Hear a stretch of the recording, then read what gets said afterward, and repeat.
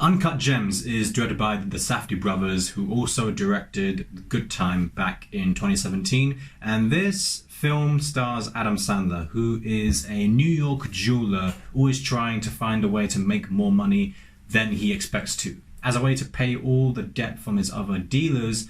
After discovering and paying for a very rare Ethiopian gem, he's always on the lookout for the next big score by gambling more money, even gambling everything this time. I really liked Good Time. Also directed by the Safdie Brothers. That film made me realize how good Robert Pattinson is. I think the Safdie Brothers have that gift of bringing out the best in these actors, and they've done the same thing with this film as well, because Adam Sandler absolutely crushes it in this film. I like this film so much that I think it's better than Good Time. Honestly, I think that was a good time, but this was a great time. No pun intended. I just think I prefer this film. The film is just so full of energy. You get so easily engaged in the film, no matter what the scene is. You're there. The characters are so fleshed out. The narrative you just hold on to. The way the camera is moving around these people, it helps a lot. The technical aspects of this film is what makes it the most fantastic thriller of the year, and probably in recent years. I love this film. Adam Sandler.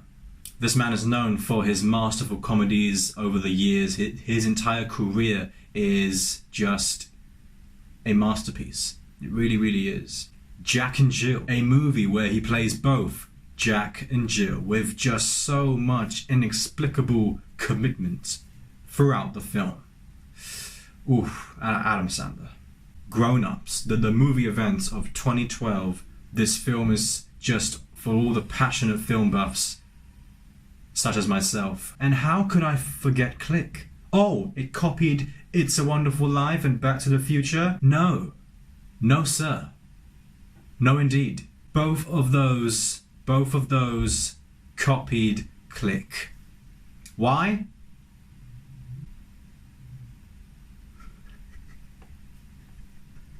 This is by far Adam Sandler's best performance that I have ever seen. He needs to do more films like this. Once in a while in his career, he's gonna whip out some dramatic role that people will not forget, and this is one of them. This is by far the best one. I loved the film back in recent years, Punch Drunk Love, but this is far better.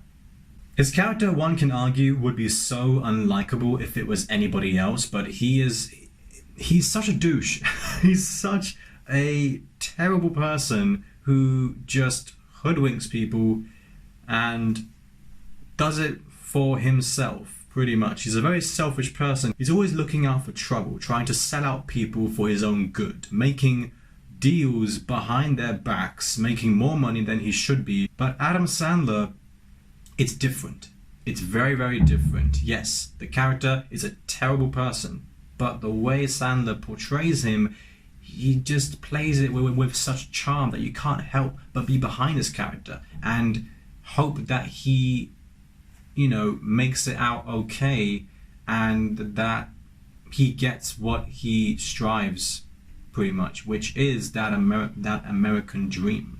You want him to succeed and get away with all of this, despite the fact that all the trouble that he has given to other dealers. Newcomer Julia Fox is in this film as well, and she is great in this one. I was actually quite shocked to believe that this is her first film. This is her debut in film. And she played the role as if she's been acting for so many years. It was just so professionally done.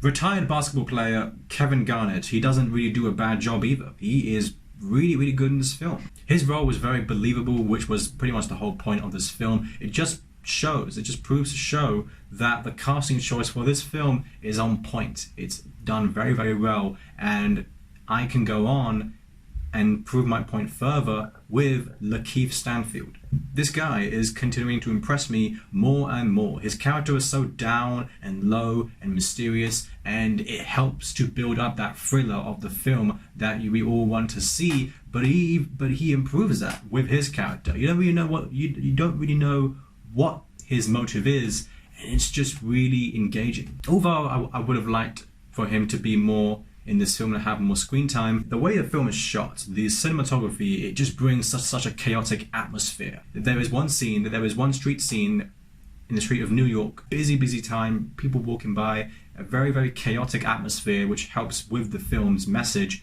And he's trying to negotiate with some dealers. He gets beaten up pretty badly, gets punched in the nose, it's bleeding, thrown off onto this chunk of water. And the way the camera is shaking and cutting from one camera to another, the angles are just chosen very cautiously, and it's a great job. I was just biting my nails.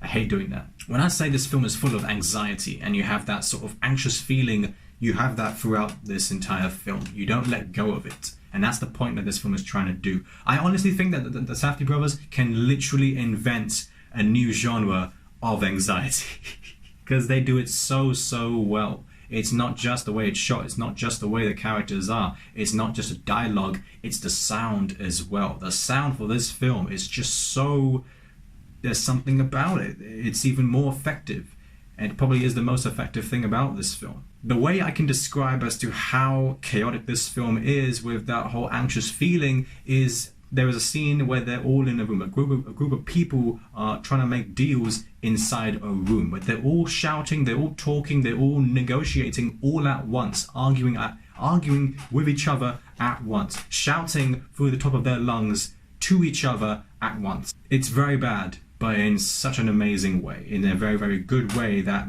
is the whole point of this film. This film is frantic, it's unpredictable, it's so exhausting in the best way, it's just so full of paranoia and just absolutely visceral. It's the most exciting film, one of the most exciting films of the year. You can take that to the bank. I had to say it. I think the message for this film is the fact that life can be very messy and loud and out of control. It's an out of control experience, and sometimes that's just in your head. But it doesn't help with the fact that it's in the streets of New York, where literally the city that never sleeps. And how can you when you have characters such as Adam Sandler, who is always just loud all the time and looking out for trouble anywhere he goes?